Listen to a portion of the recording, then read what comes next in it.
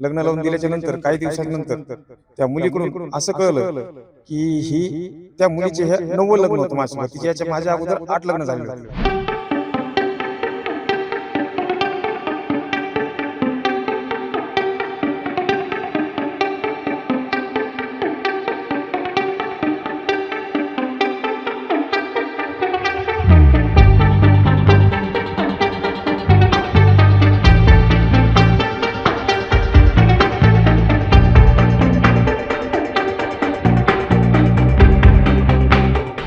मराठवाड्यातील मुलांचा लग्नाचा प्रश्न काही दिवसापूर्वी ऐरणीवर आलेला होता आणि याच प्रश्नी जे आहे ते माजलगाव मतदारसंघाचे आमदार प्रकाश सोळंकी यांनी विधिमंडळामध्ये आवाज उठवला होता.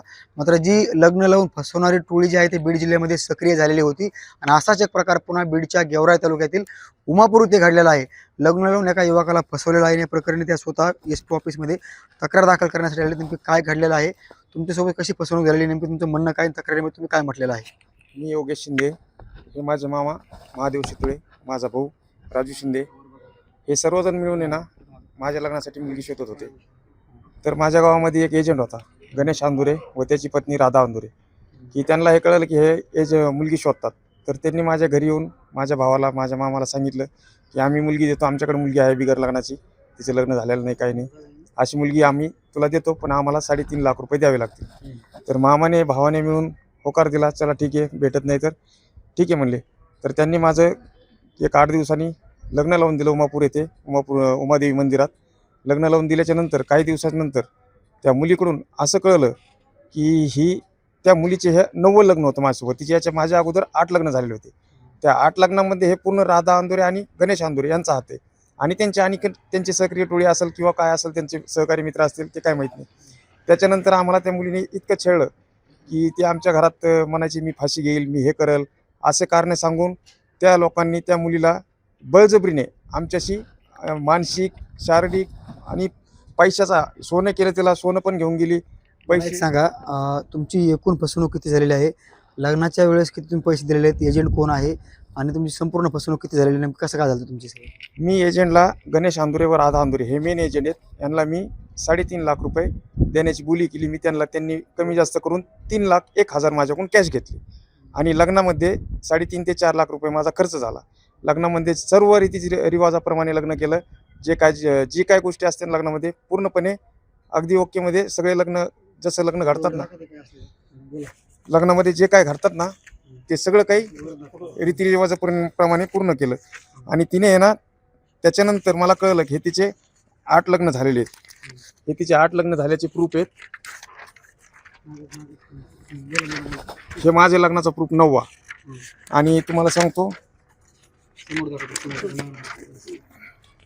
आणि हे राधा अंदुरे, हे एकच सेकंद, ही राधा अंदुरे, हा गणेश अंदुरे, ही त्यांनी दाखवलेली मला मुलगी, आणि हा मी. त्याच्यानंतर दुसऱ्या दिवशी त्यांनी माझं लग्न लावून दिलं. आणि लग्नाच्या नंतर त्यांनी त्या मुलीला शिकवलं की तू इथं 3 महिन्याच्या पुढं राहायचं नाही, 3 महिन्याच्या नंतर निघून जायचं. तर 3 महिन्याच्या नंतर ती निघून जाण्याचा खूप प्रयत्न केला तिने, पण तिला निघून जाता आलं नाही, माझ्या घरी कोणी ना कोणी असल्यामुळं. तर त्यानंतर त्यांनी तिला धमकावायला सुरुवात केली की तू जात का नाही, घर का सोडत नाही, तुझं दुसरं लग्न करायचं. कारण की असे करून करून त्यांनी 9वं लग्न माझ्यासोबत केलं होतं ना. तर त्यामुळे त्यांच्या डोक्यात फक्त एवढंच होतं की हिने हे घर सोडायचं आणि तिच्यासोबत आणखीन एक दुसरं लग्न करायचं. आणि शेवटी हा प्रकार त्यांनी घडून आणला. ते त्या दिवशी तिला घेऊन गेले. पहाटे मी झोपलेला असताना, माझा भाऊ पुण्याला असतो, आई पण पुण्याला होती, आम्ही दोघंच घरी होतो. मी झोपलेला असताना पहाटे त्यांनी येऊन घेऊन गेले तिला. आणि त्यांच्या डोक्यामध्ये जे प्लॅन आहे ते सक्सेस करणार. त्याकरता मी आज SP ऑफिसमध्ये आलेलो आहे. मला पोलिसांनी मदत करावी, SP साहेबांनी मदत करावी.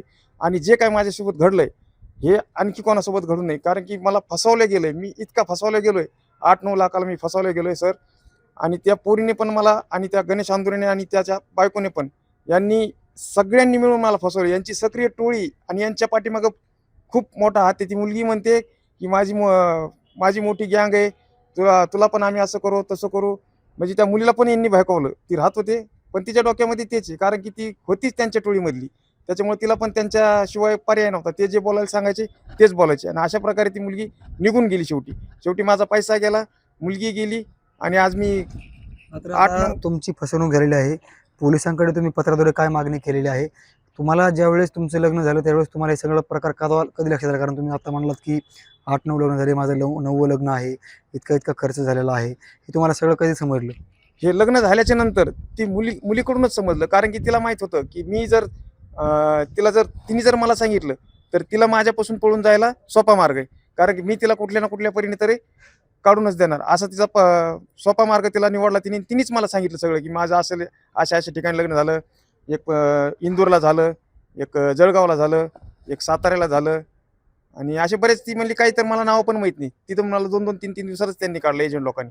आणि ती पण मला अशी सांगायला लागली की समजा तिला माझ्यापाशी राहायचं नाही. म्हणजे ह्याकरता माझी एकच मागणी आहे, ह्यांची जी टोळी ही SP साहेबांनी किंवा सर्व पोलीस अधिकाऱ्यांनी आणि हे मला न्याय द्यावा आणि ही गोष्ट आणखी कोणा एखाद्या तरुणासोबत घडू नये. मी फसलो पण आणखीन कोणाला फसून नका देऊ, ही माझी एक इच्छा आहे.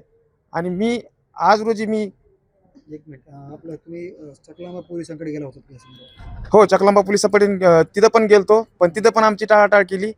आम्हाला न्याय काही मिळाला नाही. मी स्वतः तिथं गेलतो पण तिथं काय टाळाटाळच झाली माझी. मला काही न्याय मिळाला नाही. म्हणजे असं कोणीच लक्ष दिलं नाही. असं त्याकरता मी SP साहेबाकडे आलो आणि माझी मागणी SP साहेबाला एकच आहे की मला न्याय मिळावा आणि असं कोणासोबत घडू नये. माझे आज 8-9 लाख रुपये गेले सर. मी 2 व्हीलर मेकॅनिकचं काम करतो. आज माझे 9 लाख रुपये गेले. आज मला सांगता येत नाही की मी कसे कसे कमवले होते. 2-2 रुपये, 8-10 रुपयांनी जमा केलेले पैसे आज मी एकत्र ह्या टोळीने माझे पूर्ण हडपले. तुमची मागणी काय? माझी मागणी एकच आहे की मला पैसे नाही, ते आता देतीलच कसे, ते देणारच नाही. मिळायला पाहिजे, मला पैसे मिळायला पाहिजे, मला न्याय मिळाला पाहिजे. आज माझ्यापाशी बायको नाही, घर आहे माझी आई भाऊ पुण्याला राहतात. आज मी एकटा आहे. पैसा गेला, खायचं काय, मी काय करायचं? आज मी कारवाई ही झालीच पाहिजे, यांच्यावर कारवाई हे एजंट लोकांवर झालीच पाहिजे, एवढीच माझी मागणी आहे. आणि यांना सक्त यांना कानून SP साहेबांनी सजा द्यायलाच पाहिजे यांना, आणि जेणेकरून आणखी तरी कोणासोबत असं घडू नये, माझी एवढीच मागणी आहे. नक्कीच बीड जिल्ह्यामध्ये चुकीच्या पद्धतीने लग्न लावून फसवणारी टोळी जी आहे ते काही दिवसापूर्वी समोर आलेली होती. पोलिसांकडून कारवाई देखील करण्यात आलेली होती. मात्र या पद्धतीने आता दुसरा एक प्रकार समोर आलेला आहे. बीडच्या उमापूरमध्ये एका तरुणाला, योगेश शिंदे नामक तरुणाला याच टोळीकडनं फसवण्यात आलं. जवळपास 8 ते 9 लाख रुपयाची फसवणूक झाल्याचं स्वतः योगेश शिंदे यांनी सांगितलेलं आहे. आणि तशा पद्धतीची तक्रार बीडचे पोलीस अधीक्षक यांना दिलेली आहे.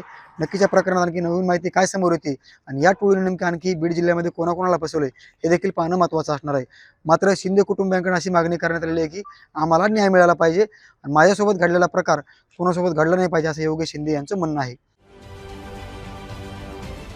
महाराष्ट्रातील सर्व बातम्यांचे विश्वासार्ह व्यासपीठ,